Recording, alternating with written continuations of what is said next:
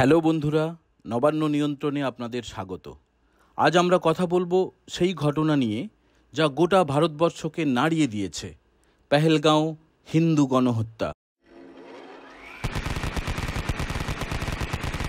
জম্মু কাশ্মীরের পেহেলগাঁওয়ে ঘটে যাওয়া এই ভয়াবহ সন্ত্রাসী হামলা কেন এত বড় আলোচনার বিষয়? কেন প্রধানমন্ত্রী নরেন্দ্র মোদী তাঁর মন কি বাতে এই ঘটনা নিয়ে মুখ খুললেন? আর কেন ভারত পাকিস্তান সম্পর্ক এখন তলানিতে? সিন্ধু জলবন্টন চুক্তি স্থগিত, সীমান্ত বন্ধ, জঙ্গিদের বিরুদ্ধে চিরুনি তল্লাশি, এসবের পিছনে কী রহস্য? এই ভিডিওতে আমরা সব খোলসা করব। তাই শেষ পর্যন্ত আমাদের সঙ্গে থাকুন, লাইক করুন আর সাবস্ক্রাইব করে বেল আইকনে ক্লিক করুন। চলুন শুরু করা যাক। 2025 সালের 22শে এপ্রিল জম্মু কাশ্মীরের পেহেলগাঁওয়ে এক নৃশংস সন্ত্রাসী হামলায় প্রাণ হারান 26 জন নিরীহ পর্যটক, যাদের 24 জন হিন্দু ধর্মাবলম্বী। ধর্মীয় পরিচয় নিশ্চিত হওয়ার পরই তাদেরকে হত্যা করা হয়েছে। এই হামলা শুধু একটি ঘটনা নয়, এটি ভারতের হৃদয়ে গভীর আঘাত। কিন্তু কে এই হামলার পিছনে? এর সঙ্গে জড়িত পাকিস্তান সমর্থিত জঙ্গি সংগঠন দ্য রেজিস্ট্যান্স ফ্রন্ট বা টিআরএফ। যদিও প্রথমে হামলার দায় স্বীকার করলেও পরে টিআরএফ দাবি করে তাদের কোনো যোগ নেই। তাহলে কে দায়ী? পাকিস্তান কি সত্যি এর পিছনে, নাকি এর পিছনে আরও বড় কোনো ষড়যন্ত্র? 27শে এপ্রিল প্রধানমন্ত্রী নরেন্দ্র মোদী তাঁর মন কি বাত অনুষ্ঠানে আরও একবার এই ঘটনার তীব্র নিন্দা করেন। মন কি বাত অনুষ্ঠানের প্রথম 6 মিনিট জুড়েই ছিল পেহেলগাঁও প্রসঙ্গ। প্রধানমন্ত্রী বলেন, সন্ত্রাসবাদীদের বিরুদ্ধে কড়া জবাব দেবে ভারত। প্রত্যেক ভারতীয়ই নিহতদের পরিবারের পাশে আছেন। কার্গিল থেকে কন্যাকুমারী পর্যন্ত শোক ও ক্ষোভ। এটা শুধু পর্যটকদের উপর হামলা নয়, দেশের শত্রুরা ভারতের আত্মাকে আক্রমণ করার দুঃসাহস দেখিয়েছে। সন্ত্রাসকে গোড়া থেকে নির্মূল করার সময় এসেছে। প্রধানমন্ত্রী মনে করেন, পেহেলগাঁওয়ের ঘটনা দেখে প্রত্যেক ভারতীয় রক্ত ফুটছে।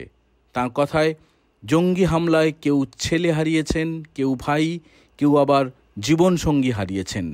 কেউ বাংলায় কথা বলতেন, কেউ কন্নড়, কেউ মারাঠি, কেউ আবার ওড়িয়া ও গুজরাটিতে।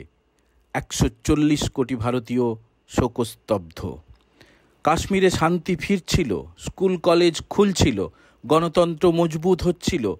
এসব দেশের শত্রু বা জম্মু কাশ্মীরের শত্রুদের সহ্য হয়নি। তারা চেয়েছিল আতঙ্ক ছড়িয়ে কাশ্মীরকে আবার অশান্ত করে তুলতে।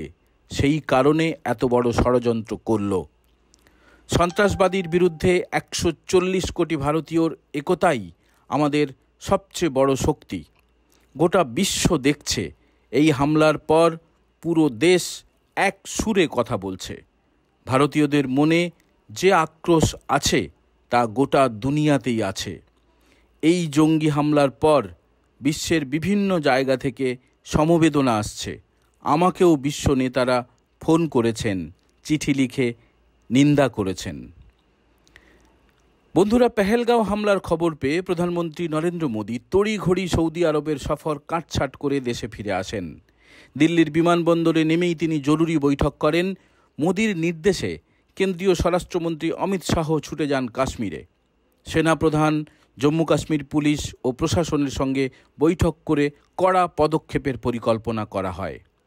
অনন্তনাগ, কুলগাম এবং উপত্যকার বিস্তীর্ণ অঞ্চলে চলছে জঙ্গিদের খোঁজে চিরুনি তল্লাশি। ভেঙে ফেলা হচ্ছে জঙ্গিদের ঘাঁটি।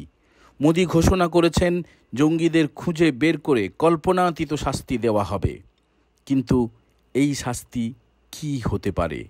এটা কি শুধুই সামরিক পদক্ষেপ, নাকি আরও বড় কিছু? ভারত পাকিস্তানের বিরুদ্ধে নিয়েছে একগুচ্ছ কঠোর পদক্ষেপ। স্থগিত করা হয়েছে 1960 সালের সিন্ধু জলবন্টন চুক্তি, বন্ধ করে দেওয়া হয়েছে আটারি সীমান্তের ইন্টিগ্রেটেড চেকপোস্ট, পাকিস্তানিদের জন্য বাতিল করা হয়েছে সার্ক ভিসা, এমনকি বৈধ নথি নিয়ে ভারতে থাকা পাকিস্তানিদের 1 মের মধ্যে দেশ ছাড়ার নির্দেশ দেওয়া হয়েছে। যথারীতি অভিযোগ অস্বীকার করে পাকিস্তান বলেছে, পেহেলগাঁও হামলার সঙ্গে তাদের কোনো যোগ নেই। কিন্তু সত্যি কি তাই? পাকিস্তান পাল্টা পদক্ষেপ হিসেবে ভারতীয় বিমানের জন্য বন্ধ করে দিয়েছে তাদের আকাশসীমা, এমনকি সিমলা চুক্তি বাতিলের হুঁশিয়ারিও দিয়েছে ইসলামাবাদ। এই ঘটনার পর ভারত পাকিস্তান সম্পর্ক তলানিতে ঠেকেছে, বিশ্ব জুড়ে শুরু হয়েছে তুমুল আলোচনা। এই উত্তেজনা কি আরও বাড়বে? এটা কি কেবল কূটনৈতিক লড়াই, নাকি দুই দেশের মধ্যে নতুন সংঘাতের সূচনা? যুদ্ধের জন্য পুরোপুরি প্রস্তুত ভারতীয় সেনা। মন কি বাতে প্রধানমন্ত্রী মোদী দেশবাসীকে ঐক্যবদ্ধ হওয়ার আহ্বান জানিয়েছেন। তিনি বলেন, পেহেলগাঁওয়ের ঘটনা প্রত্যেক ভারতীয়কে নাড়িয়ে দিয়েছে। দেশের যে কোনো প্রান্তে থাকা মানুষ এই হত্যালীলায় নিহতদের পরিবারের পাশে দাঁড়িয়েছে। মোদী আরও বলেন, সন্ত্রাসবাদের বিরুদ্ধে আমাদের লড়াই থামবে না। আমরা একজোট হয়ে এই অন্ধকার শক্তিকে মোকাবিলা করব। মোদী জোর দিয়ে বলেন, কাশ্মীরে শান্তি ফিরছিল, স্কুল কলেজ খুলছিল, গণতন্ত্র শক্তিশালী হচ্ছিল, কিন্তু এই হামলা প্রমাণ করে যে ভারতের শত্রুরা এই অগ্রগতি সহ্য করতে পারছে না।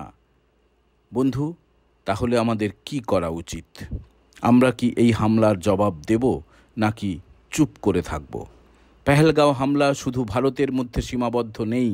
এই ঘটনা বিশ্বজুড়ে তোলপাড় সৃষ্টি করেছে। সিন্ধু জলবন্টন চুক্তি স্থগিতের পর পাকিস্তানের অর্থনীতি ও কৃষি বড় সংকটের মুখে। তবে ভারত থামছে না। জঙ্গিদের বিরুদ্ধে সেনা অভিযান জোরদার করা হয়েছে। কিন্তু এই পদক্ষেপই কি যথেষ্ট?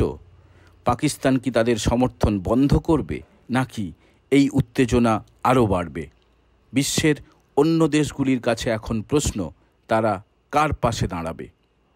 বন্ধুরা, পেহেলগাঁও গণহত্যা শুধু একটি ঘটনা নয়, এটি ভারতের সংকল্পের পরীক্ষা। প্রধানমন্ত্রী মোদীর কড়া বার্তা এবং ভারতের পদক্ষেপগুলো স্পষ্ট করে দিয়েছে, আমরা সন্ত্রাসবাদের কাছে মাথা নত করব না। কিন্তু এই লড়াইয়ে আমাদের কি ভূমিকা?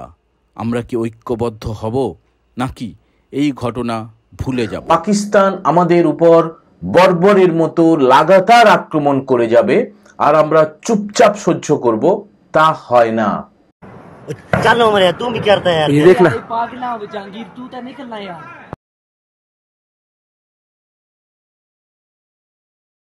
আজকের ভিডিও এখানেই শেষ। আশা করি আপনারা এই গুরুত্বপূর্ণ বিষয়টি সম্পর্কে অনেক কিছু জানতে পেরেছেন। ভিডিওটি ভালো লাগলে লাইক করুন, শেয়ার করুন এবং চ্যানেলটি সাবস্ক্রাইব করে বেল আইকনে ক্লিক করুন, যাতে নতুন ভিডিওর নোটিফিকেশন পান। পরবর্তী ভিডিওতে আবার দেখা হবে। বন্দে মাতরম, হিন্দুস্তান জিন্দাবাদ। আপনার মতামত কি? আপনারা কি মনে করেন? ভারতের এই পদক্ষেপ কি সঠিক? পাকিস্তান কি পিছু হটবে, নাকি পরিস্থিতি আরও জটিল হবে? কমেন্টে আপনার মতামত জানান। এই ভিডিও যদি আপনার ভালো লেগে থাকে তাহলে লাইক করুন, শেয়ার করুন আর আমাদের চ্যানেল সাবস্ক্রাইব করতে ভুলবেন না। আজকের ভিডিও এখানেই শেষ। এই গুরুত্বপূর্ণ বিষয় নিয়ে আপনারা যদি আরও জানতে চান তাহলে আমাদের অন্যান্য ভিডিও দেখুন, সাবস্ক্রাইব করুন, বেল আইকনে ক্লিক করুন আর পরবর্তী ভিডিওতে আবার দেখা হবে। ধন্যবাদ, ভালো থাকুন, জয় হিন্দ, বন্দে মাতরম।